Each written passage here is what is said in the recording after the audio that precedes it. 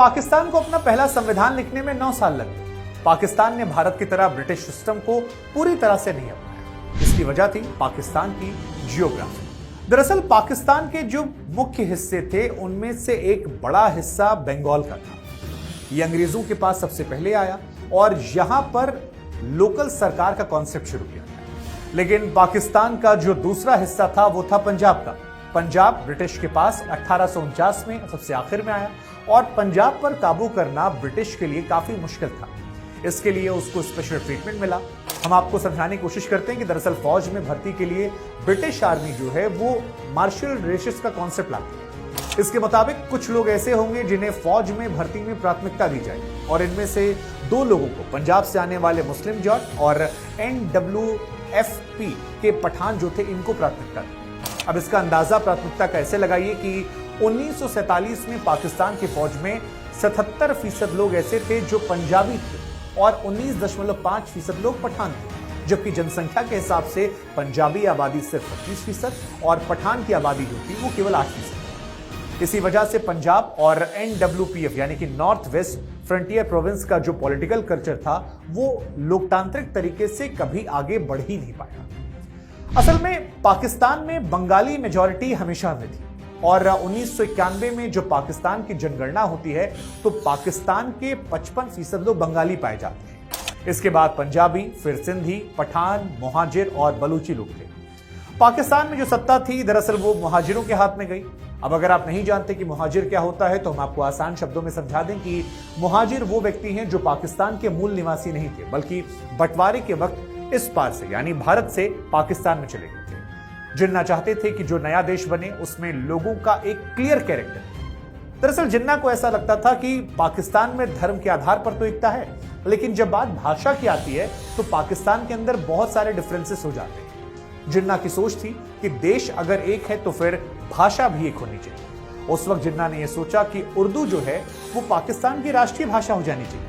लेकिन समस्या यह थी कि उर्दू ज्यादातर पाकिस्तान में वो लोग बोलते थे जो 1947 के बाद भारत से पाकिस्तान गए थे, जिनको हम मुहाजिर कहते हैं। पाकिस्तान की कुल आबादी में इनकी संख्या बहुत कम थी और इसीलिए अपने आप में एक बड़ा रिस्क था, क्योंकि जो बंगाली आबादी यानी तकरीबन 55% आबादी थी वो अपनी भाषा से बहुत ज्यादा जुड़ाव समझते थे। पाकिस्तान में बंगाली ये चाहते थे कि लोकतांत्रिक सिस्टम बनाया जाए, क्योंकि कलकत्ता प्रोविंस में लोकल गवर्नमेंट सबसे पहले आई थी और इस बात की वो पूरी तरह से आदी हो चुके थे। लेकिन सारा पॉलिटिकल कंट्रोल मुहाजिरों के पास था जो जिन्ना के साथ भारत से पाकिस्तान चला गया, जो कराची में रहते थे और आर्मी जो है वो पंजाबियों के कंट्रोल में थी। पाकिस्तान के ज्यादातर लोग ईस्ट पाकिस्तान में रहते थे, लेकिन जिन लोगों के हाथ में पावर थी वो पाकिस्तान के दूसरे छोर वेस्ट पाकिस्तान थे। और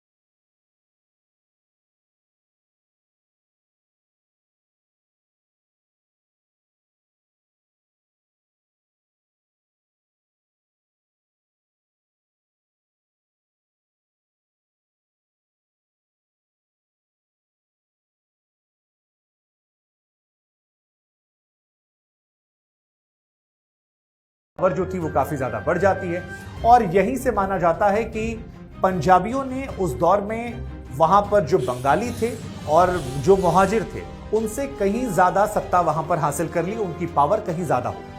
इधर भारत की बात करें तो भारत में भाषा या जाति के आधार पर यूं तो बहुत सारे ग्रुप थे।